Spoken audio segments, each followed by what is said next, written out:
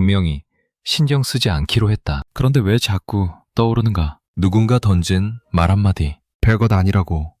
그냥 흘려보내면 된다고. 스스로에게 수십 번 되뇌었다. 그 말이 틀렸다는 것도 안다. 그 사람이 나를 제대로 알지도 못한다는 것도 안다. 그런데 이상하게 며칠째 그 말이 머릿속에서 떠나질 않는다. 밥을 먹다가도 샤워를 하다가도 잠들기 직전에도 문득 그 장면이 떠오른다. 그리고 그때마다 나는 속으로 반박을 준비하고 있다. 그 자리에서 이렇게 말했어야 했는데, 저렇게 받아쳤어야 했는데, 끝난 대화를 혼자서 계속 이어가고 있다. 쇼펜하우어는 타인의 머릿속을 온갖 오물과 편견이 가득 찬 쓰레기통에 비유했다. 그런 쓰레기통 속에 든 나에 대한 평가나 비난이 과연 가치가 있을까? 남들의 생각이라는 좁고 천박한 공간에 자신의 행복을 맡기는 것만큼 어리석은 일은 없다고 그는 단호하게 말했다. 남 때문에 괴로워하는 것은 길가에 짖는 개를 붙잡고 왜 짖느냐고 따지는 것과 같다. 그냥 지나가라. 그것이 지혜다. 이 말 앞에서 마음이 잠시 멈춘다. 그리고 곧 이상한 불쾌함이 올라온다. 계란이 사람을 개에 비유하다니 그게 좀 지나친 것 아닌가? 그 사람이 한 말은 분명히 상처가 되는 말이었고 그걸 그냥 개 짖는 소리 취급하라는 건가? 너무 냉정한 것 아닌가? 그런데 가만히 생각해보면 이 불쾌함 자체가 이미 무언가를 증명하고 있다. 쇼펜하우어의 비유가 불편하게 느껴지는 이유는 내가 아직도 그 사람의 말을 진지하게 받아들이고 있기 때문이다. 정말로 개 짖는 소리처럼 들렸다면 이 비유가 불쾌할 리 없다. 불쾌하다는 건 나는 아직도 그 말에 무게를 두고 있다는 뜻이다. 아직도 붙잡고 있다는 뜻이다. 우리는 모두 비슷한 경험을 갖고 있다. 누군가 무심코 던진 말 한마디가 오래도록 잊히지 않는 경험. 그 사람은 아마 그 말을 했다는 사실조차 기억하지 못할 것이다. 하지만 나는 기억한다. 세월이 흘러도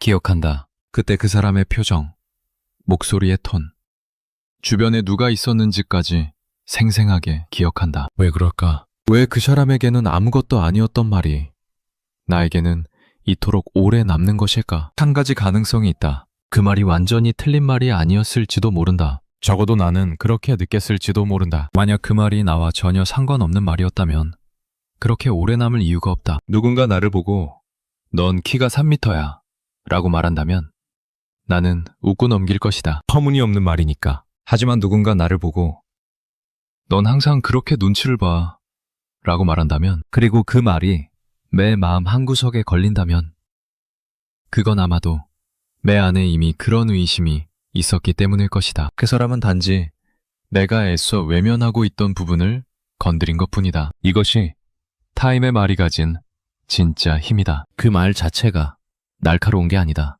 그 말이 내 안에 이미 있던 상처를 건드릴 때 비로소 날카로워진다. 칼이 피부를 베는 것과 같다. 칼이 아무리 날카로워도 피부에 닿지 않으면 베이지 않는다. 그런데 우리는 늘 칼을 탓한다. 왜 저렇게 날카로운 칼을 휘두르냐고. 하지만 어쩌면 진짜 문제는 칼이 아니라 내가 그 칼날 앞에 상처받기 쉬운 부위를 내밀고 있었던 것인지도 모른다. 시선을 돌려보자. 나를 평가한 그 사람은 어떤 삶을 살고 있을까? 아마 그 사람도 누군가에게 평가받으며 살고 있을 것이다.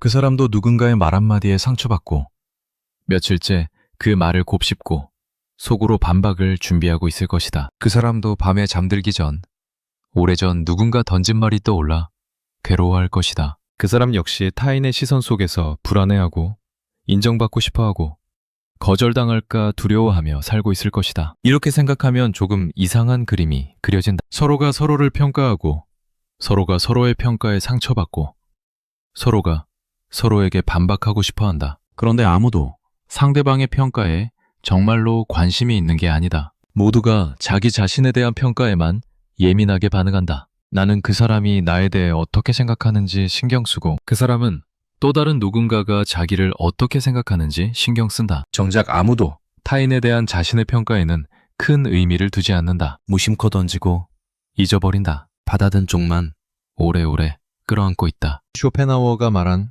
길가에 짖는 게 진짜 의미가 여기에 있다. 걔는 왜 짖는가? 걔는 그냥 짖는다. 낯선 것이 지나가면 짖고 불안하면 짖고 습관적으로 짖는다. 걔는 깊은 고민 끝에 이 사람에게 짖어야겠다고 결심하지 않는다. 그냥 짓는다. 그리고 곧 잊는다. 다음 순간 다른 것에 관심을 돌린다. 타인의 평가도 마찬가지가. 누군가 나에게 상처 주는 말을 했을 때 그 사람은 대부분 깊은 생각 끝에 그 말을 한 것이 아니다. 그냥 그 순간 떠오른 말을 던진 것이다. 습관적으로, 무의식적으로, 혹은 자기 기분이 나빠서, 혹은 자기 불안을 투사해서, 그리고 곧 잊어버린다. 다음 순간 자기 삶으로 돌아간다. 정작 그 말을 받아든 사람만 며칠이고 몇 년이고 그 말을 붙잡고 있다. 여기서 우리는 이상한 구조를 발견한다. 신경 쓰지 말아야지 라는 결심은 왜 번번이 실패하는가? 누구나 한 번쯤 이런 다짐을 해본 적 있을 것이다. 이제 남의 말에 휘둘리지 않겠어. 저 사람이 뭐라고 하든 신경 안 쓸 거야. 그런데 막상 상황이 닥치면 다짐은 허물어진다. 또다시 상처받고 또다시 며칠째 곱씹는다. 왜 그럴까? 의지가 약한 걸까? 성격이 예민한 걸까? 아마 그건 의지의 문제가 아닐 것이다. 우리가 타인의 평가에 민감하게 반응하는 것은 선택이 아니기 때문이다. 그것은 오랫동안 학습된 반응이다. 아주 오래전부터 우리는 타인의 평가에 주의를 기울이도록 훈련받아왔다. 어렸을 때 부모님의 표정을 살피며 자랐다. 학교에서 선생님의 평가에 일희일비했다. 친구들 사이에서 어떻게 보이는지 신경 썼다. 사회에 나와서는 상사의 눈치를 보고 동료의 반응을 살피고 온라인에서 좋아요 숫자를 확인했다. 이 모든 과정이 하나의 회로를 만들었다. 타인의 평가, 나의 가치라는 회로. 이 회로는 한 번의 결심으로 끊어지지 않는다. 신경 쓰지 말아야지 라고 의식적으로 생각해도 무의식은 여전히 오래된 회로를 따라 작동한다. 누군가 부정적인 평가를 던지면 의식이 미처 개입하기 전에 감정이 먼저 반응한다. 속이 쓰리고 얼굴이 달아오르고 심장이 빨라진다. 이미 상처가 들어온 다음에야 의식이 뒤늦게 신경 쓰지 말자고 수습하려 한다. 하지만 이미 늦었다. 감정은 이미 출발했다. 그래서 우리는 자신을 탓한다. 나는 왜 이렇게 마음이 약할까? 나는 왜 이렇게 남 눈치를 볼까? 하지만 이것은 개인의 약함이 아니다. 수십 년에 걸쳐 형성된 회로다. 그리고 어쩌면 수만 년에 걸쳐 인간이라는 종에 새겨진 회로다. 무리 생활을 하던 시절 타인의 평가에 무관심한 것은 위험했다. 무리에서 배제되면 생존이 어려웠다. 그래서 우리는 타인의 반응에 민감해지도록 진화했다. 지금은 무리에서 배제된다고 해서 굶어 죽지 않는 시대다. 하지만 오래된 회로는 여전히 작동한다. 타인의 부정적 평가에 위협을 느끼고 불안해하고 상처받는다. 이 구조를 이해하면 조금 다른 시선이 가능해진다. 내가 타인의 말에 상처받는 것은 나의 잘못이 아니다. 그것은 오랫동안 형성된 반응이고 어쩌면 인간이라면 누구나 갖고 있는 반응이다. 스스로를 탓할 필요가 없다. 다만 그 반응이 작동한 다음에 어떻게 하느냐는 선택의 영역이다. 상처받은 감정을 며칠이고 끌어안고 있을 것인가? 아니면 그 감정을 알아차리고 천천히 내려놓을 것인가? 쇼펜하우어의 말로 돌아가 보자. 그냥 지나가라. 그것이 지혜다. 이 말은 상처받지 말라는 뜻이 아니다. 개가 짖을 때 놀라는 것은 자연스러운 반응이다. 하지만 그 개를 붙잡고 왜 짖느냐고 따지는 것은 선택이다. 상처를 받는 것은 어쩔 수 없지만 그 상처를 끌어안고 반박을 준비하고 속으로 싸움을 이어가는 것은 내가 선택하는 것이다. 지혜란 상처받지 않는 것이 아니라 상처를 받은 다음에 그것을 오래 붙잡지 않는 것이다. 그런데 말처럼 쉽지 않다. 그것은 인정해야 한다. 그냥 지나가라는 말이 쉽게 느껴진다면 그것은 아직 진짜 상처를 받아본 적이 없거나 아니면 이미 많은 훈련을 거친 사람일 것이다. 대부분의 사람들에게 그냥 지나간다는 것은 매우 어렵다. 한번 마음에 박힌 가시는 쉽게 빠지지 않는다. 잊으려 해도 자꾸 떠오르고 지나가려 해도 발이 멈춘다. 여기서 한 가지 질문을 던져보자. 지금도 가끔 떠오르는 그 말이 있다. 그 사람의 표정이 있다. 몇 년이 지났는데도 여전히 선명하게 기억나는 그 장면. 그 말을 들었을 때 그 기분. 그것이 정말 그 사람의 문제였는가? 아니면 이미 내 안에 있던 상처를 건드린 것인가? 어쩌면 그 사람은 그저 방아쇠를 당겼을 뿐이다. 총알은 원래부터 내 안에 장전되어 있었다. 그 사람이 없었더라도 언젠가 다른 누군가가 방아쇠를 당겼을 것이다. 그리고 똑같이 상처받았을 것이다. 문제는 방아쇠를 당긴 그 사람이 아니라 내 안에 장전되어 있던 총알인지도 모른다. 이렇게 생각하면 분노의 방향이 조금 바뀐다. 그 사람을 원망하는 데 쓰던 에너지를 내 안에 있는 오래된 상처를 들여다보는데 쓸 수 있게 된다. 왜 그 말이 그토록 아팠는가? 왜 그 평가가 그토록 신경 쓰이는가? 그 밑바닥에는 어떤 두려움이 있는가? 어떤 결핍이 있는가? 우리는 종종 타인의 말에 상처받으면서 정작 그 상처의 진짜 원인은 보지 않는다. 누군가 넌 항상 실패해 라고 말했을 때 우리는 그 사람의 무례함에 분노한다. 하지만 그 분노 밑에는 다른 감정이 있다. 어쩌면 나 자신도 은연중에 나는 실패할지도 몰라 라는 두려움을 갖고 있었던 것이다. 그 두려움을 누군가 건드렸을 때 분노가 터져 나온다. 분노는 사실 두려움의 가면이다. 누군가 넌 외로워 보여 라고 말했을 때 우리는 그 말에 발끈한다. 내가 왜 외로워?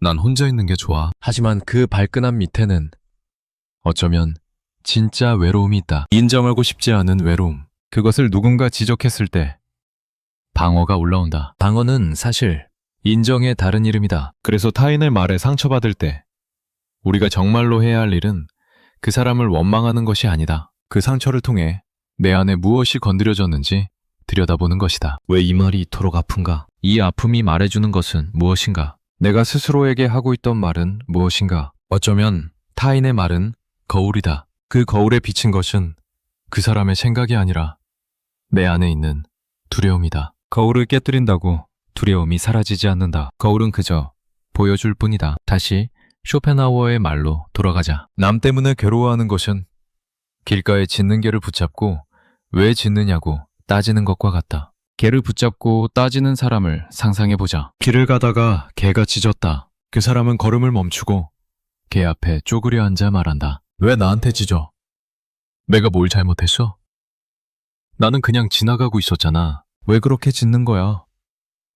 개는 알아듣지 못한다. 그저 계속 짖을 뿐이다. 하지만 그 사람은 떠나지 못한다. 계속 설명하고 항의하고 분노한다. 해가 지도록 우스꽝스러운 그림이다. 누가 개한테 저러겠어? 라고 생각할 것이다. 하지만 우리는 타인의 말 앞에서 정확히 저짓을 한다. 누군가 무심코 던진 말 앞에 멈춰서서 며칠이고 따진다. 왜 그런 말을 했어? 내가 뭘 잘못했어? 그건 사실이 아니잖아. 상대는 이미 그 말을 잊었다. 그저 계속 자기 삶을 살고 있을 뿐이다. 하지만 나는 떠나지 못한다. 계속 붙잡고 있다. 해가 지도록. 이 지점에서 한 가지 의문이 생긴다. 그냥 지나가라는 쇼펜하우어의 말은 이해가 된다. 붙잡고 있을수록 괴롭다는 것도 안다. 하지만 어떻게 지나가는가? 지나가고 싶어도 지나가지지 않는다. 자꾸 떠오르고 자꾸 생각나고 자꾸 분노가 치밀어 오른다. 지나가라는 말은 목적지만 알려줄 뿐 가는 방법은 알려주지 않는다. 어쩌면 지나간다는 것은 잊는다는 뜻이 아닐지도 모른다. 그 기억을 머리에서 지운다는 뜻이 아닐지도 모른다. 지나간다는 것은 그 기억이 여전히 머릿속에 있더라도 더 이상 거기에 발이 묶이지 않는다는 뜻일 수 있다. 길가에 개가 있다. 개가 짖는다. 나는 그것을 본다. 그리고 계속 걷는다. 개가 짖는다는 사실은 변하지 않는다. 하지만 나는 그 앞에 멈춰 서지 않는다. 마찬가지로 누군가 나에게 상처 주는 말을 했다. 그 기억은 남아있다. 가끔 떠오른다. 하지만 나는 그 기억 앞에 멈춰 서서 며칠째 따지지 않는다. 떠오르면 떠오르는 대로 둔다. 그리고 다시 내 길을 간다. 지나간다는 것은 어쩌면 이런 것이다. 잊는 것이 아니라 거기에 에너지를 쏘지 않는 것. 그렇다면 어떻게 에너지를 쏘지 않을 수 있는가? 첫 번째는 알아차림이다. 지금 내가 그 생각에 사로잡혀 있다는 것을 알아차리는 것. 대부분의 경우 우리는 무의식적으로 그 생각에 빠져든다. 문득 정신을 차리면 이미 며칠째 그 생각만 하고 있다. 하지만 알아차림은 한 발 물러서는 것이다. 아, 지금 내가 또 그 생각을 하고 있구나. 이 알아차림 하나만으로도 어느 정도 거리가 생긴다. 생각에 완전히 빠져 있는 것과 생각하고 있다는 것을 아는 것은 다르다. 두 번째는 그 생각에게 이름을 붙여주는 것이다. 아, 이건 그 사람 말 생각이구나. 이건 인정받고 싶은 마음이구나. 이건 거절당할까봐 두려운 감정이구나. 이름을 붙이면 대상화가 된다. 나와 그 생각 사이에 거리가 생긴다. 나는 그 생각이 아니다. 나는 그 생각을 갖고 있을 뿐이다. 세 번째는 시간이다. 아무리 강렬한 감정도 시간이 지나면 옅어진다. 지금 당장은 며칠째 머리에서 떠나지 않는 것 같지만 한 달 후에는 조금 옅어져 있을 것이다. 1년 후에는 더 옅어져 있을 것이다. 그 사이에 새로운 일들이 생기고 새로운 감정들이 흘러가고 그 기억은 점점 멀어질 것이다. 영원히 잊히지 않을 것 같은 상처도 돌아보면 많은 것들이 이미 잊혔다. 지금 떠오르지 않는 수많은 상처들이 있다. 다만 한 가지는 분명히 해야 한다. 지나가라는 말은 참으라는 말이 아니다. 감정을 억누르라는 말이 아니다. 상처를 무시하라는 말이 아니다. 오히려 그 반대다. 지나가기 위해서는 먼저 그 감정을 충분히 느껴야 한다. 슬프면 슬픈 것이고 화나면 화나는 것이다. 그것을 부정하거나 억누르면 감정은 사라지지 않고 내면에 쌓인다. 그리고 언젠가 다른 형태로 터져나온다. 지나간다는 것은 감정을 느끼고 인정하고 그리고 놓아주는 것이다. 그래. 나 지금 상처받았어. 그 말이 아팠어. 화가 나. 이것을 인정하는 것이 첫 번째다. 그리고 그 감정과 함께 잠시 있어주는 것. 그 감정을 판단하지 않고 그냥 있게 두는 것. 그러다 보면 감정은 스스로 지나간다. 강물처럼 흘러간다. 붙잡지 않으면 문제는 붙잡을 때 생긴다. 감정이 지나가려고 하는데 우리가 붙잡는다. 이 분노를 잊으면 안 돼. 잊으면 지는 거야. 이 상처를 기억해야 해. 다시는 당하지 않으려면 이런 생각이 감정을 붙잡는다. 그러면 감정은 흘러가지 못하고 고인다. 고인 물은 썩는다. 고인 감정도 썩는다. 원망이 되고 집착이 되고 우울이 된다. 쇼펜하우어의 비유를 조금 더 확장해보자. 길가에 개가 짖는다. 대부분의 사람들은 그냥 지나간다. 잠깐 놀라긴 해도 곧 자기 길을 간다. 하지만 어떤 사람은 멈춘다. 왜 나한테 짖느냐고 따진다. 그리고 집에 돌아와서도 계속 그 생각을 한다. 그 개는 왜 나한테 짖었을까? 나한테만 짖은 건가? 다른 사람한테도 짖는 건가? 다음에 그 길을 지나가면 또 짖을까? 그러면 뭐라고 해야 하지? 이 사람의 문제는 개가 아니다. 이 사람의 문제는 자기 머릿속에서 일어나는 일이다. 개는 그날 하루, 아니 그 순간만 짖었다. 하지만 이 사람의 머릿속에서는 개가 며칠째 짖고 있다. 실제로 짖는 것보다 상상 속에서 짖는 것이 더 오래간다. 타인의 말도 마찬가지다. 그 사람은 그 순간만 말했다. 하지만 내 머릿속에서는 그 사람이 며칠째 그 말을 하고 있다. 실제로 들은 것보다 기억 속에서 듣는 것이 더 많다. 그리고 그때마다 상처받는다. 한 번 상처받은 것을 10번, 100번 반복 재생한다. 상처를 주는 것은 그 사람이지만 상처를 유지하는 것은 나 자신이다. 이쯤에서 불편한 진실을 마주해야 한다. 어쩌면 우리는 상처를 놓아주고 싶지 않은 것일지도 모른다. 상처를 붙잡고 있으면 내가 피해자가 될 수 있다. 피해자는 도덕적 우위를 갖는다. 저 사람이 나한테 이런 말을 했어. 나는 피해자야. 이 위치에는 묘한 안락함이 있다. 내가 틀린 게 아니라 저 사람이 틀린 거라는 확신. 나는 잘못이 없다는 확신. 이 확신을 놓아주기가 어렵다. 또한 상처를 붙잡고 있으면 복수를 정당화할 수 있다. 언젠가 저 사람에게 되갚아줄 거라는 환상. 다음에 만나면 이렇게 말해줘야지 라는 상상. 이런 상상은 일시적으로 쾌감을 준다. 무력감을 느꼈던 그 순간을 상상 속에서는 내가 통제할 수 있다. 상상 속에서는 내가 이긴다. 하지만 이 쾌감은 독이다. 상상 속 복수는 영원히 완료되지 않는다. 실제로 복수를 해도 만족스럽지 않다. 그래서 계속 상상한다. 계속 곱씹는다.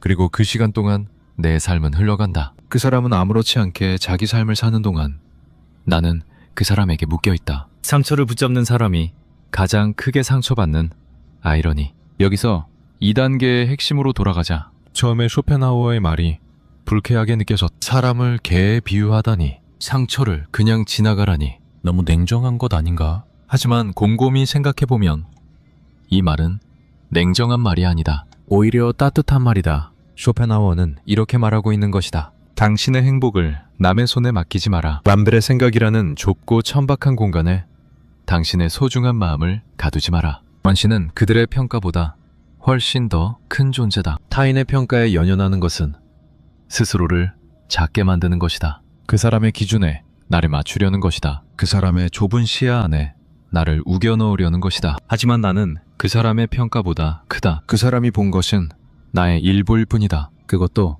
그 사람의 편견과 한계를 통해 걸러진 그런 것에 나의 가치를 맡길 필요가 없다. 걔가 짓는다고 해서 내가 나쁜 사람이 되는 게 아니다. 걔는 그냥 짓는 것이다. 지나가는 모든 것에 짓는다. 마찬가지로 누군가 나를 비난한다고 해서 내가 비난받을 만한 사람이 되는 게 아니다. 그 사람은 그냥 비난하는 것이다. 자기 기준에 맞지 않는 모든 것을 비난한다. 그것은 그 사람의 일이지 나의 일이 아니다. 그러니 지금 며칠째 머릿속을 맴도는 그 말이 있다면 잠시 멈춰서서 스스로에게 물어보자. 이 말이 이토록 오래 남는 이유는 무엇인가? 이 말이 건드린 것은 무엇인가? 그 사람의 문제인가?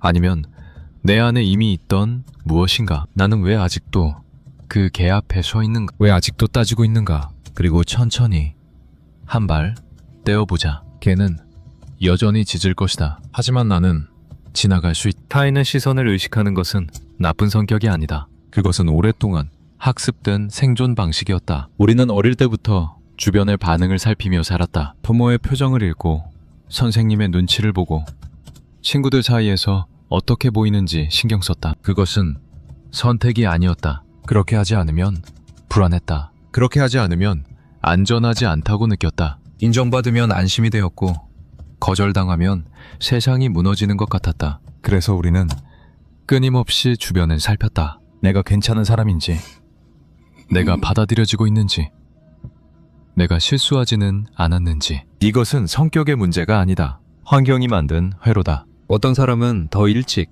더 강하게 이 회로가 형성되었고 어떤 사람은 조금 덜 형성되었을 뿐이다. 하지만 정도의 차이가 있을 뿐 이 회로가 아예 없는 사람은 거의 없다. 우리는 모두 어느 정도는 타인의 시선 속에서 자신을 확인하며 살아왔다. 잠시 시선을 돌려보자. 지금 이 글을 읽고 있는 당신만 그런 것이 아니다. 당신 옆에 있는 사람도, 길에서 스쳐 지나가는 사람도, 당신을 평가했던 그 사람도 마찬가지다. 모두가 누군가의 시선을 의식하며 산다. 모두가 누군가에게 인정받고 싶어 한다. 모두가 거절당할까봐 두려워한다. 당신을 비난했던 그 사람도 예외가 아니다. 그 사람도 누군가의 말 한마디에 상처받고 며칠째 그 말을 곱씹고 속으로 반박을 준비하고 있을 것이다. 그 사람도 밤에 잠들기 전 자신이 어떻게 보였는지 걱정하고 있을 것이다. 그 사람도 인정받고 싶고 사랑받고 싶고 괜찮은 사람이라는 확인을 받고 싶어 한다. 당신을 비난한 것도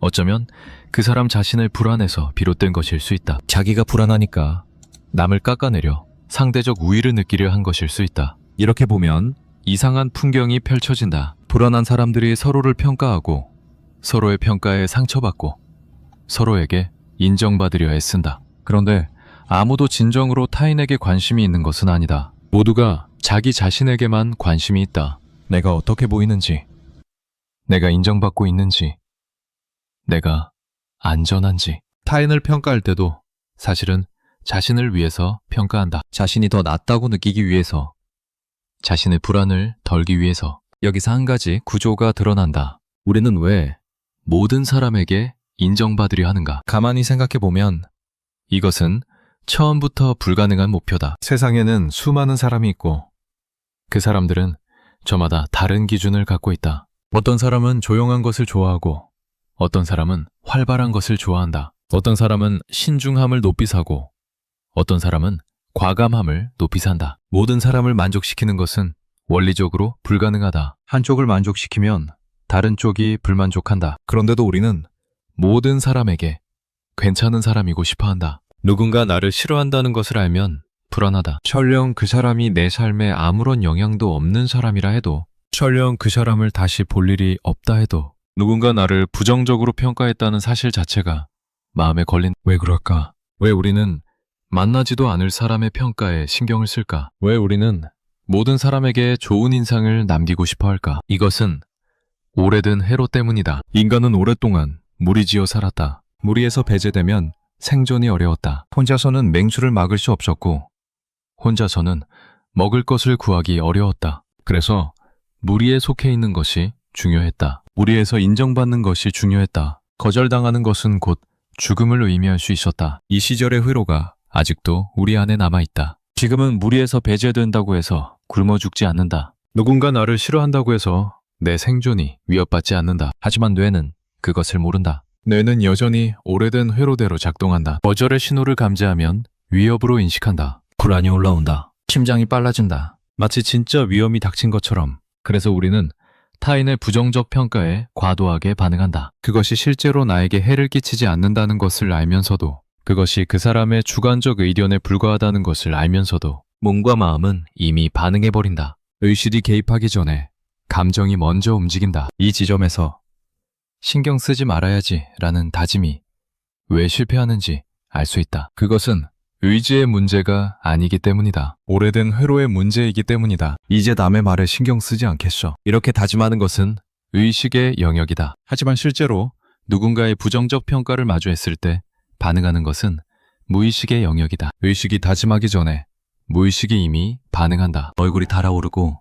속이 쓰리고 가슴이 답답해진다. 이미 상처가 들어온 다음에야 의식이 뒤늦게 신경 쓰지 말자고 수습하려 한다. 이것은 마치 뜨거운 것에 손이 닿았을 때와 같다. 손을 떼는 것은 반사작용이다. 의식이 뜨거우니까 손을 떼야겠다고 결정하기 전에 몸이 먼저 손을 뗀다. 마찬가지로 타인의 부정적 평가에 상처받는 것도 일종의 반사작용이다. 의식이 이건 신경 쓸 일이 아니야 라고 판단하기 전에 이미 감정이 반응해버린다. 그래서 다짐만으로는 부족하다. 의지만으로는 바뀌지 않는다. 오래된 회로는 한 번의 결심으로 끊어지지 않는다. 수십 년에 걸쳐 형성된 것을 며칠의 다짐으로 바꿀 수는 없다. 그렇다면 우리는 영원히 타인의 평가에 휘둘리며 살아야 하는가? 꼭 그렇지는 않다. 회로를 바꾸는 데는 시간이 걸리지만 불가능하지는 않다. 다만 의지가 아니라 반복이 필요하다. 다짐이 아니라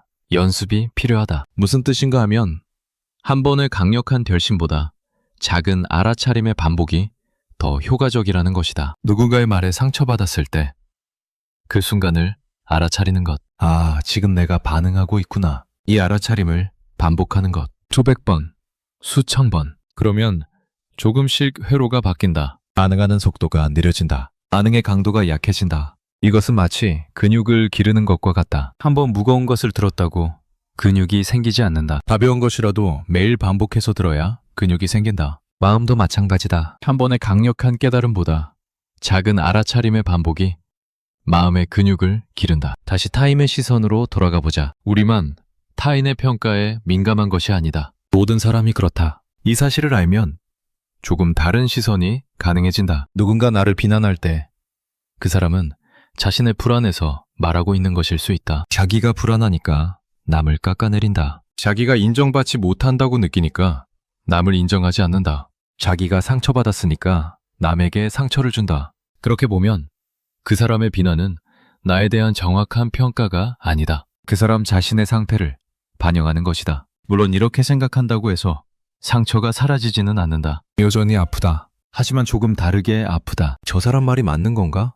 라는 불안보다는 저 사람도 힘든 모양이구나 라는 이해가 섞인다. 그러면 상처가 조금 가벼워진다. 나를 향한 공격이 아니라 그 사람의 고통의 표현으로 보이기 시작한다. 이 지점에서 한 가지 관찰을 해보자. 길에서 짖는 개를 실제로 본 적이 있는가? 산책을 하거나 출퇴근을 하거나 어딘가를 걸어가다가 갑자기 개가 짖은 경험. 그때 우리는 어떻게 행동했는가? 대부분은 그냥 지나갔을 것이다. 잠깐 놀라긴 했어도 곧 자기 길을 갔을 것이다. 개 앞에 멈춰서서 왜 짖느냐고 따진 사람은 거의 없을 것이다. 개가 짖는다. 그건 개가 하는 일이다. 나와 상관없다. 이렇게 생각하고 지나간다. 그런데 왜 사람의 말 앞에서는 그렇게 하지 못하는가? 누군가 무심코 던진 말 앞에서는 왜 며칠째 멈춰서서 따지는가? 개가 짖을 때는 저건 개가 하는 일이야 라고 생각하면서 사람이 비난할 때는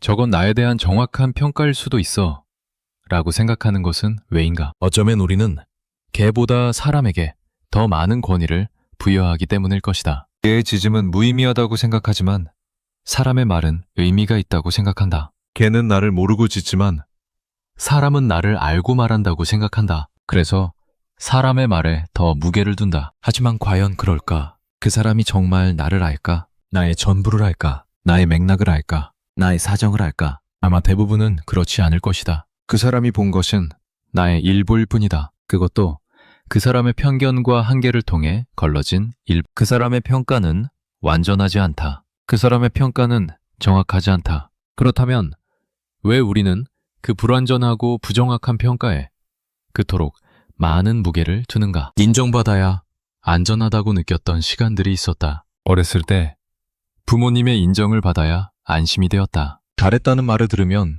세상이 환해졌고 잘못했다는 말을 들으면 세상이 무너지는 것 같았다. 학교에서도 마찬가지였다. 선생님에게 칭찬받으면 기뻤고 꾸중을 들으면 괴로웠다. 친구들에게 인정받으면 소속감을 느꼈고 배제되면 외로웠다. 이 시절의 경험이 회로를 만들었다. 인정, 안전, 거절, 위험. 이 공식이 마음 깊은 곳에 새겨졌다. 그리고 우리가 자라면서 세상은 바뀌었지만 이 공식은 바뀌지 않았다. 여전히 인정받으면 안심하고 거절당하면 불안해한다. 상대가 누구든 상황이 어떻든 문제는 이 공식이 더 이상 현실을 반영하지 않는다는 것이다. 어렸을 때는 부모님의 인정이 실제로 생존과 연결되어 있었다. 부모님이 나를 돌봐주어야 살 수 있었으니까. 하지만 지금은 그렇지 않다. 누군가 나를 인정하지 않아도 나는 살 수 있다. 누군가 나를 싫어해도 나는 살 수 있다. 하지만 오래된 회로는 여전히 오래된 공식대로 작동한다. 거절의 신호를 감지하면 위협으로 인식한다. 거절당하면 끝이라고 믿었던 구조가 있었다. 저 사람에게 싫은 소리를 들으면 끝이야. 저 사람에게 인정받지 못하면 나는 쓸모없는 사람이야. 모든 사람에게 좋은 인상을 줘야 해. 그렇지 않으면 안 돼. 이런 믿음이 무의식 속에 자리 잡고 있다. 그리고 이 믿음이 우리를 조종한다. 누군가의 부정적 평가를 마주하면 이 믿음이 발동한다. 끝이야. 끝났어. 나는 인정받지 못한 사람이야. 이 믿음이 공포를 만들고 공포가 과잉 반응을 만든다. 하지만 가만히 들여다보면 이 믿음은 거짓이다. 누군가에게 싫은 소리를 들어도 끝나지 않는다. 누군가에게 인정받지 못해도 쓸모없는 사람이 아니다. 모든 사람에게 좋은 인상을 주지 못해도 살아갈 수 있다. 실제로 우리는 수많은 거절을 경험하며 살아왔고 그때마다 끝나지 않았다. 상처받았지만 회복했다. 괴로웠지만 다시 일어났다. 거절이 끝이라는 믿음은 현실이 아니라 두려움이다. 그렇다면 왜 이 거짓 믿음이 계속 힘을 발휘하는가? 그것은 이 믿음이 무의식 속에 숨어있기 때문이다. 의식적으로는 누군가 나를 싫어해도 괜찮아 라고 생각할 수 있다. 하지만 무의식적으로는 여전히 싫어하면 안 돼. 모두에게 인정받아야 해 라고 믿고 있다. 그래서 의식과 무의식이 충돌한다. 머리로는 괜찮다고 생각하는데 마음은 여전히 불안하다. 이 간극이 혼란을 만든다. 이 간극을 줄이려면 무의식 속의 믿음을 의식의 수면 위로 끌어올려야 한다. 아, 나는 지금 모든 사람에게 인정받아야 한다고 믿고 있구나. 아, 나는 지금 거절당하면 끝이라고 느끼고 있구나. 이렇게 믿음을 알아차리고 이름을 붙이면 그 믿음에서 조금 거리를 둘 수 있다. 나는 그 믿음이 아니다. 나는 그 믿음을 갖고 있을 뿐이다. 지금까지 개인의 경험과 개인의 회로에 대해 이야기했다. 이제 조금 시야를 넓혀보자. 이 회로는 나만의 것이 아니다. 인간이라면 누구나 비슷한 회로를 갖고 있다. 타인의 평가에 민감하게 반응하는 것은 인간이라는 종의 특성이다. 무리 생활을 하며 진화한 결과다. 그래서 우리가 타인의 평가에 휘둘리는 것은 개인의 약함이 아니다. 인간 조건의 일부다. 나만 이러는 게 아니다. 모두가 어느 정도는 이런다. 강해 보이는 사람도, 당당해 보이는 사람도 속으로는 타인의 시선을 의식하며 산다. 다만 그것을 드러내지 않을 뿐이다. 혹은 그것에 대처하는 방법을 배웠을 뿐이다. 이것을 알면 조금 덜 외롭다. 나만 이상한 게 아니다. 나만 약한 게 아니다. 모두가 비슷한 어려움을 갖고 있다. 모두가 비슷한 불안을 안고 산다. 다만 겉으로 드러나지 않을 뿐이다. 그리고 한 가지 더. 우리가 인정받고 싶어하는 모든 사람이라는 것은 사실 실체가 없다. 생각해보면 그 모든 사람은 구체적인 누군가가 아니다. 막연한 집합이다. 추상적인 개념이다. 실제로 우리가 매일 만나는 사람은 몇 명 되지 않는다. 그런데 우리는 마치 수천, 수만 명의 눈이 나를 지켜보고 있는 것처럼 행동한다. 존재하지도 않는 시선을 의식하며 산다. 사람들이 뭐라고 할까? 이 말을 할 때 그 사람들은 누구인가? 구체적으로 이름을 댈 수 있는가? 대부분은 댈 수 없을 것이다. 그 사람들은 머릿속에만 존재하는 관객이다. 우리가 상상으로 만들어낸 심사위원단이다. 그런데 우리는 이 상상의 심사위원단 앞에서 긴장하고 눈치 보고 불안해한다. 실제로는 아무도 그렇게까지 나에게 관심을 갖지 않는다. 모두가 자기 삶에 바쁘다. 모두가 자기 걱정에 빠져 있다. 내가 생각하는 것만큼 남들이 나를 주시하지 않는다. 이것을 조명 효과라고 부른다. 우리는 마치 무대 위에 조명이 나를 비추고 있는 것처럼 느끼지만 실제로는 그렇지 않다. 모두가 자기 무대 위에 서서 자기에게 조명이 비추고 있다고 느끼고 있을 뿐이다. 이 지점에서 질문 하나를 던져보자. 돌아보면 나는 늘 모든 사람에게 괜찮은 사람이고 싶었다. 누구에게도 미움받고 싶지 않았다. 누구에게도 비난받고 싶지 않았다. 모든 사람에게 좋은 인상을 남기고 싶었다. 모든 사람에게 인정받고 싶었다. 그런데 그 모든 사람이 대체 누구였는가? 이름을 댈 수 있는가? 얼굴을 떠올릴 수 있는가? 구체적으로 누구의 인정을 원했는가? 아마 대부분은 막연할 것이다. 모든 사람은 구체적인 누군가가 아니라 추상적인 개념이다. 머릿속에만 존재하는 집단이다. 우리는 실체 없는 대상의 인정을 받으려고 애써왔다. 마치 신기루를 향해 걸어가는 것처럼. 그리고 이 신기루에 도달하는 것은 불가능하다. 모든 사람에게 인정받는 것은 원리적으로 불가능하니까 한 사람을 만족시키면 다른 사람이 불만족한다. 모든 사람을 기쁘게 하는 것은 누구에게도 가능하지 않다. 그래서 우리는 평생 도달할 수 없는 목표를 향해 달려왔다. 그리고 도달하지 못할 때마다 자신을 탓해왔다. 이것은 구조의 문제다. 우리가 약해서가 아니다. 우리가 노력이 부족해서가 아니다. 애초에 불가능한 목표를 설정했기 때문이다. 모든 사람에게 인정받겠다는 목표는 처음부터 달성 불가능한 목표다. 그 목표를 세운 순간 실패는 이미 예정되어 있다. 그렇다면 질문을 바꿔야 한다. 어떻게 하면 모든 사람에게 인정받을 수 있을까가 아니라 왜 나는 모든 사람에게 인정받으려 하는가로 왜인가? 무엇이 두려운가? 모든 사람에게 인정받지 못하면 어떤 일이 생길 것 같은가? 아마 대부분은 이렇게 대답할 것이다. 외로워질 것 같다. 버림받을 것 같다. 쓸모없는 사람이 될 것 같다. 이런 두려움이 우리를 움직인다. 하지만 이 두려움은 현실이 아니다. 몇몇 사람에게 인정받지 못한다고 외로워지지 않는다. 몇몇 사람에게 미움받는다고 버림받지 않는다. 모든 사람에게 좋은 인상을 주지 못한다고 쓸모없는 사람이 아니다. 여기서 중요한 구분이 필요하다. 타인의 평가가 전혀 중요하지 않다는 말이 아니다. 가까운 사람들의 피드백은 중요할 수 있다. 나를 잘 아는 사람, 나를 진심으로 생각하는 사람의 의견은 들을 가치가 있다. 그들의 말에는 나를 위한 마음이 담겨 있을 수 있다. 하지만 모든 사람의 평가는 다르다. 나를 모르는 사람, 나를 스쳐 지나가는 사람, 나의 맥락을 이해하지 못하는 사람의 평가까지 신경 쓸 필요는 없다. 그들의 평가는 나에 대한 정확한 정보가 아니다. 그들의 편견과 기분과 상황이 뒤섞인 것이다. 소중한 사람들의 의견은 경청하고 그 외의 평가는 흘려보내는 것. 이 구분이 필요하다. 모든 평가를 똑같이 받아들이면 지친다. 모든 평가를 무시하면 고립된다. 그 사이에서 균형을 찾는 것이 필요하다. 다시 쇼펜하우어의 비유로 돌아가 보자. 남 때문에 괴로워하는 것은 길가에 짖는 개를 붙잡고 왜 짖느냐고 따지는 것과 같다. 길가에는 많은 개가 있다. 어떤 개는 짖고 어떤 개는 짖지 않는다. 어떤 개의 짖음은 무시해도 되고 어떤 개의 짖음은 주의해야 한다. 예를 들어 내 집을 지키는 개가 낯선 사람에게 짖는다면 그것은 유의미한 신호일 수 있다. 하지만 길가에 모르는 개가 지나가는 모든 사람에게 짖는다면 그것은 그냥 그 개의 습성일 뿐이다. 타인의 평가도 마찬가지가. 나를 잘 아는 사람이 진지하게 건네는 말은 귀 기울일 가치가 있다. 하지만 나를 모르는 사람이 무심코 던지는 말 혹은 습관적으로 비난하는 사람의 말은 그냥 그 사람의 습성일 뿐이다. 그것에 일일이 반응할 필요가 없다. 문제는 우리가 이 구분을 하지 못한다는 것이다. 모든 개의 짖음에 똑같이 반응한다.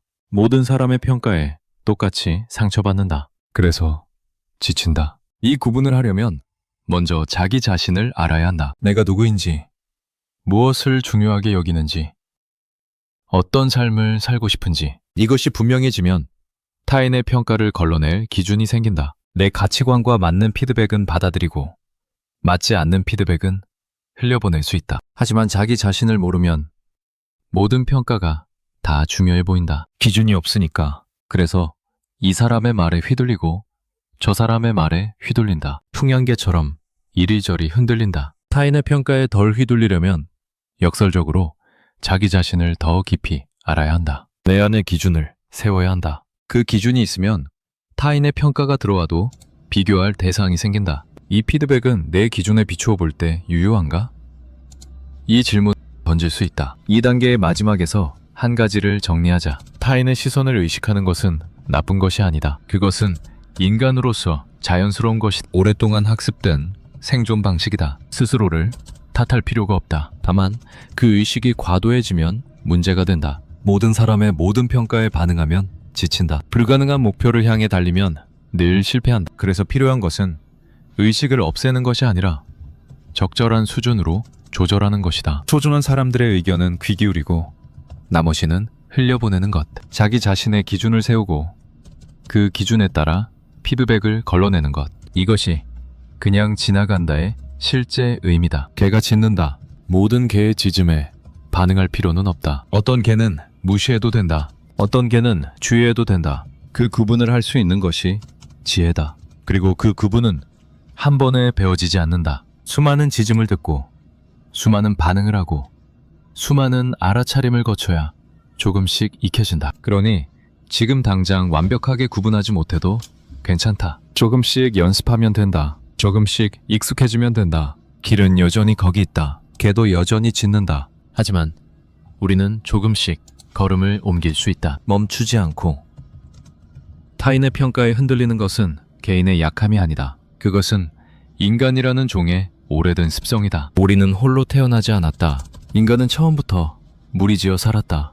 혼자서는 살아남기 어려운 존재였다. 냉수를 피하려면 서로 경고해야 했고, 먹을 것을 구하려면 협력해야 했고, 추위를 견디려면 모여 있어야 했다. 무리에 속한다는 것은 생존을 의미했다. 무리에서 배제된다는 것은 죽음을 의미할 수 있었다. 그래서 인간은 타인의 반응에 민감해지도록 진화했다. 무리의 구성원들이 나를 어떻게 보는지 끊임없이 살폈다. 그들의 표정을 읽고 그들의 목소리 톤을 감지하고 그들의 태도 변화를 눈치챘다. 이것은 생존의 필수적인 능력이었다. 무리에서 배제되기 전에 미리 알아차려야 했다. 그래야 조치를 취할 수 있었다. 그래야 살아남을 수 있었다. 이 능력은 수만 년 동안 인간의 뇌에 새겨졌다. 타인의 평가에 민감하게 반응하는 회로는 깊이 각인되었다. 그것은 선택이 아니었다. 그것은 본능이 되었다. 그런데 지금은 그 시절이 아니다. 지금은 무리에서 배제된다고 해서 굶어 죽지 않는다. 누군가 나를 싫어한다고 해서 내 생존이 위협받지 않는다. 혼자서도 먹을 것을 구할 수 있고 혼자서도 안전한 곳에서 잠을 잘 수 있다. 물리적 생존의 측면에서 타인의 인정은 더 이상 필수 조건이 아니다. 하지만 뇌는 이것을 모른다. 뇌는 여전히 오래된 환경에 맞춰져 있다. 거절의 신호를 감지하면 여전히 위협으로 인식한다. 심장이 빨라지고 손에 땀이 나고 불안이 밀려온다. 마치 진짜 생존이 위협받는 것처럼. 실제로는 아무 일도 일어나지 않을 텐데. 이것이 현대인의 딜레마다. 환경은 급격히 변했는데 뇌는 천천히 변한다. 수만 년 전에 형성된 회로가 지금도 작동한다. 그 회로는 더 이상 유용하지 않은 경우가 많다. 오히려 방해가 되는 경우가 많다. 하지만 그것을 끌 수가 없다. 자동으로 작동한다. 시선을 넓혀보자. 이것은 나만의 문제가 아니다. 이것은 인간이라면 누구나 갖고 있는 조건이다. 지구상의 모든 인간, 어느 문화권에서 태어났든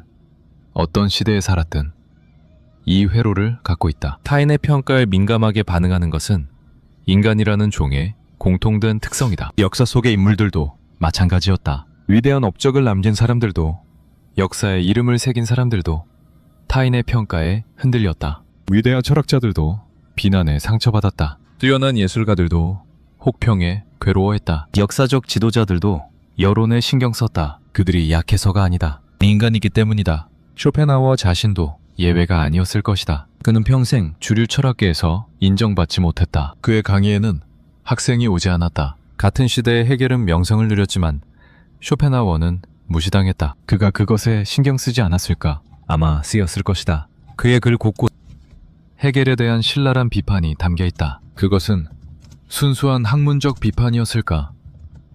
아니면 무시당한 자의 분노가 섞여 있었을까? 남 때문에 괴로워하는 것은 개를 붙잡고 왜 짖느냐고 따지는 것과 같다고 말한 사람도 어쩌면 평생 그 괴로움을 안고 살았는지 모른다. 그래서 그 말에 무게가 있다. 그것은 고통 없이 도달한 지혜가 아니다. 고통을 통과한 뒤에 남은 말이다. 과거로 시선을 돌려보자. 무리에서 배제되면 생존이 어려웠던 시절, 그때 인간은 어떻게 살았을까? 작은 무리가 있었다. 수십 명 정도의 사람들이 함께 이동하며 살았다. 그 안에서 각자의 역할이 있었다. 누군가는 사냥을 했고, 누군가는 채집을 했고, 누군가는 아이를 돌봤다. 모두가 서로에게 의존했다. 한 사람이 무리에서 쫓겨나면 그 사람은 혼자서 모든 것을 해야 했다. 혼자서 먹을 것을 구하고, 혼자서 맹수를 피하고, 혼자서 잠자리를 지켜야 했다. 그것은 거의 불가능에 가까웠다. 그래서 무리에서 배제되는 것은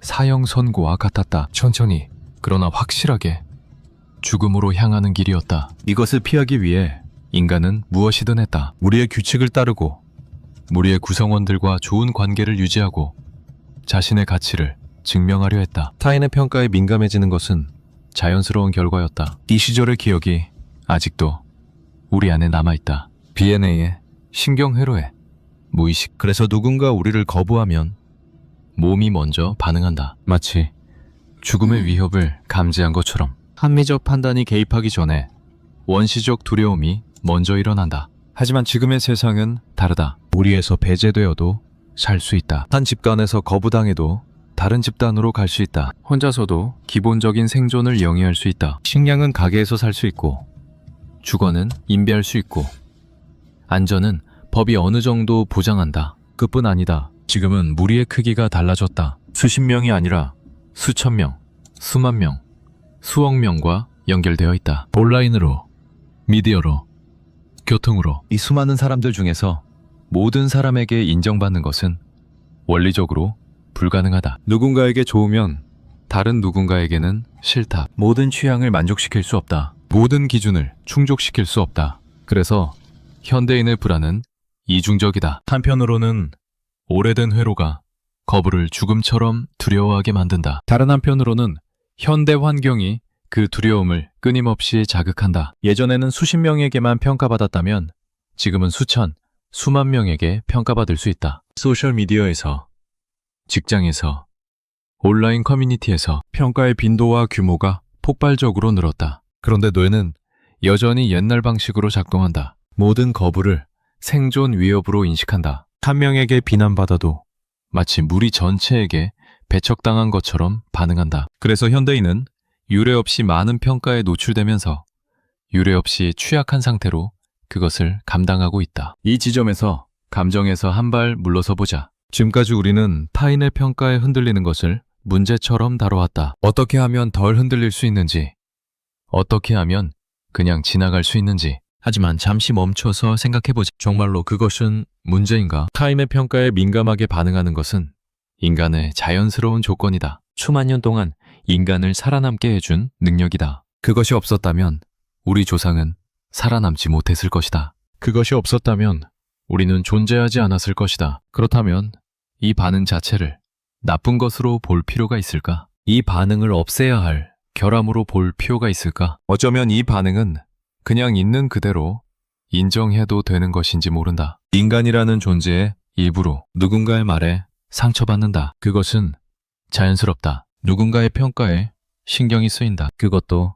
자연스럽다. 이것을 없애려고 애쓸 필요가 없다. 다만 그것이 나를 지배하지 않도록 그것과 함께 살아가는 법을 익히면 된다. 그냥 지나가라는 쇼펜하우어의 말을 다시 생각해보자. 이 말은 신경 쓰지 말라는 뜻이 아니다. 신경을 쓰는 것은 자동으로 일어나는 반응이다. 그것을 막을 수 없다. 하지만 신경을 쓴 다음에 어떻게 하느냐는 선택의 영역이다. 개가 짖는다. 나는 놀란다. 여기까지는 자동이다. 하지만 그 다음 나는 그 자리에 멈춰서서 개에게 따질 것인가?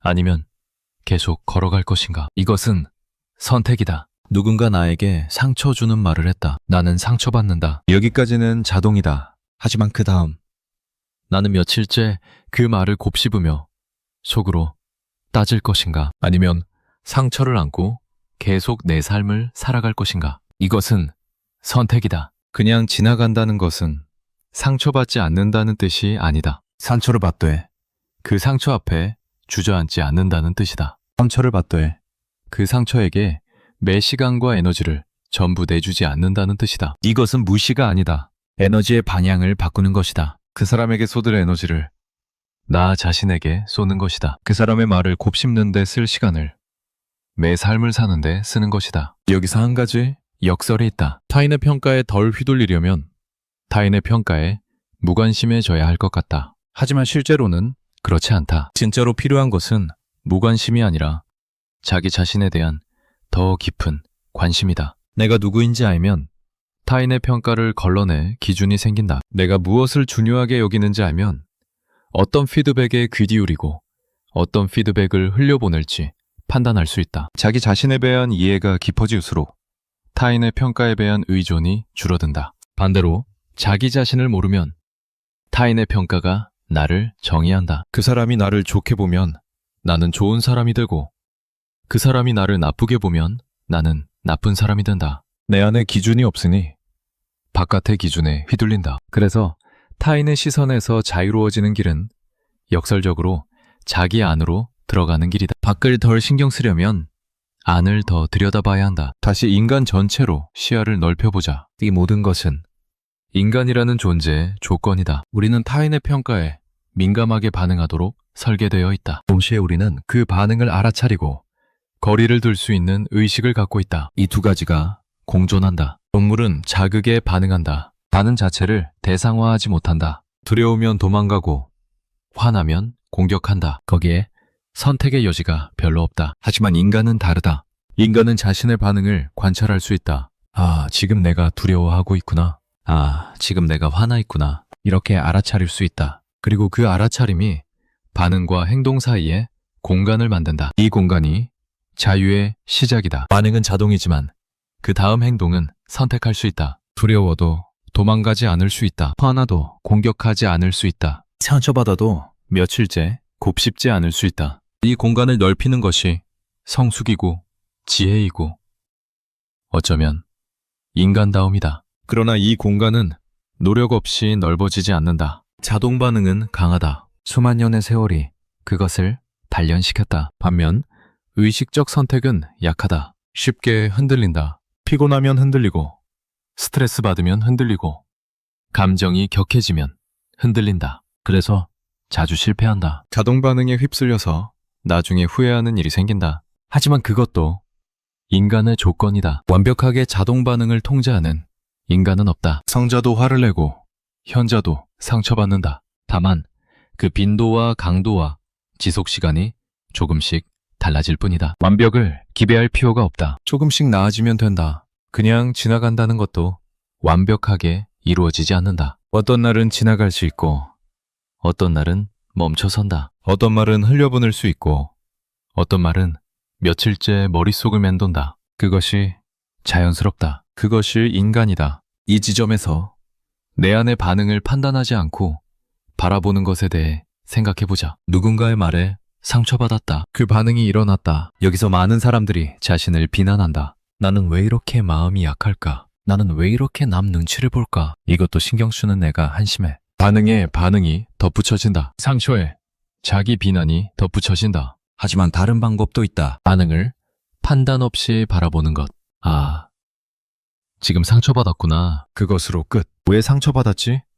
라고 파고들지 않는다. 상처받으면 안 되는데 라고 비만하지 않는다. 그냥 상처받았다는 사실을 인정한다. 그리고 그 상처와 함께 있어준다. 이것은 쉽지 않다. 우리는 감정을 판단하는데 익숙하다. 좋은 감정, 나쁜 감정, 느껴도 되는 감정, 느끼면 안 되는 감정. 이런 분류가 머릿속에 박혀있다. 하지만 감정 자체는 좋지도 나쁘지도 않다. 그냥 일어나는 것이다. 날씨처럼. 비가 내린다고 비를 탓하지 않듯이 상처를 받았다고 상처를 탓할 필요가 없다. 감정을 판단 없이 바라보면 감정은 더 빨리 지나간다. 판단이 감정을 붙잡는다. 이 감정은 나쁜 거야. 없애야 해. 라고 생각하면 역설적으로 그 감정에 더 집중하게 된다. 없애려고 애쓸수록 더 강해진다. 하지만 판단 없이 그냥 바라보면 감정은 스스로 흘러간다. 작물처럼. 다시 쇼펜하우어의 비유로 돌아가자. 개가 짖는다. 이 사실은 변하지 않는다. 내가 어떻게 하든 개는 짖는다. 개에게 화를 내도 짖고 무시해도 짖고 도망가도 짖는다. 개가 짖는 것은 내가 통제할 수 없는 영역이다. 타인의 말도 마찬가지다. 누군가 나에게 상처 주는 말을 한다. 이 사실은 변하지 않는다. 내가 어떻게 하든 그 사람은 말을 했다. 말은 이미 나왔다. 시간을 되돌릴 수 없다. 그 말이 나온 것은 내가 통제할 수 없는 영역이다. 변할 수 있는 것은 오직 하나다. 내가 그 앞에서 어떻게 하느냐. 멈춰서서 따지느냐. 아니면 지나가느냐. 상처를 붙잡고 곱씹느냐. 아니면 상처를 인정하고 계속 걸어가느냐. 이것만이 내가 선택할 수 있는 영역이다. 통제할 수 없는 것에 에너지를 쏟으면 지친다. 개가 왜 짖는지 따져봤자 개는 계속 짖는다. 그 사람이 왜 그런 말을 했는지 곱씹어봤자 그 말은 이미 나왔다. 하지만 통제할 수 있는 것에 에너지를 쏟으면 변화가 생긴다. 내 반응을 알아차리고 내 선택을 바꾸면 내 경험이 달라진다. 여기서 한 가지 질문을 던져보자. 만약 그 사람의 말이 아니라 길가에 개 짖는 소리였다면 정말로 길을 걷다가 개가 짖었다고 상상해보자. 깜짝 놀랐다. 심장이 빨라졌다. 하지만 곧 지나갔다. 집에 와서 그 개 생각을 하지 않았다. 다음 날도 그 개 생각을 하지 않았다. 일주일 뒤에 누군가 그날 그 개 기억나? 라고 물으면 무슨 개? 라고 되물었을 것이다. 그런데 그 사람의 말은 왜 다른가? 왜 며칠째 머릿속에서 떠나지 않는가? 왜 일주일이 지나도 생생하게 기억나는가? 그것은 그 말에 의미를 부여했기 때문이다. 개 짖는 소리에는 의미를 부여하지 않는다. 그냥 개가 짖는 것이다. 나와 상관없다. 하지만 사람의 말에는 의미를 부여한다. 저 말은 나에 대한 평가야. 저 말이 사실이면 어떡하지? 저 사람이 나를 싫어하는 거야. 이런 의미를 덧붙인다. 의미가 고통을 만든다. 개 짖는 소리 자체는 그냥 소음이다. 불쾌할 수 있지만 오래 남지 않는다. 하지만 사람의 말에 의미를 덧붙이면 그 말은 내 정체성과 연결된다. 나는 어떤 사람인가? 라는 질문과 연결된다. 그래서 오래 남는다. 그래서 계속 곱씹는다. 만약 그 사람의 말에 의미를 덧붙이지 않는다면 어떨까? 그것을 그냥 소음으로 듣는다면, 그 사람의 입에서 나온 공기의 진동으로 듣는다면, 개 짖는 소리처럼. 물론 쉽지 않다. 우리는 자동으로 의미를 부여한 그것도 오래된 회로다. 하지만 적어도 알아차릴 수는 있다. 아, 지금 내가 이 말에 의미를 부여하고 있구나. 아, 지금 내가 이 말을 내 정체성과 연결시키고 있구나. 이 알아차림이 조금이나마 거리를 만든다. 인간은 의미를 만드는 존재다. 세상에서 일어나는 일들에 의미를 부여한다. 패턴을 찾고 이야기를 만들고 해석을 덧붙인다. 이것이 인간의 능력이자 저주다. 의미를 만들 수 있기 때문에 문화가 생겼고 문명이 생겼고 예술이 생겼다. 하지만 의미를 만들 수 있기 때문에 고통도 생겼다. 개는 비난받아도 오래 괴로워하지 않는다. 개에게는 나는 나쁜 개야 라는 자기 서사가 없기 때문이다. 개는 그 순간 불쾌하고 그 순간이 지나면 잊는다. 하지만 인간은 다르다. 비난을 받으면 자기 서사에 편입시킨다. 나는 비난받는 사람이야. 나는 인정받지 못하는 사람이야. 이 서사가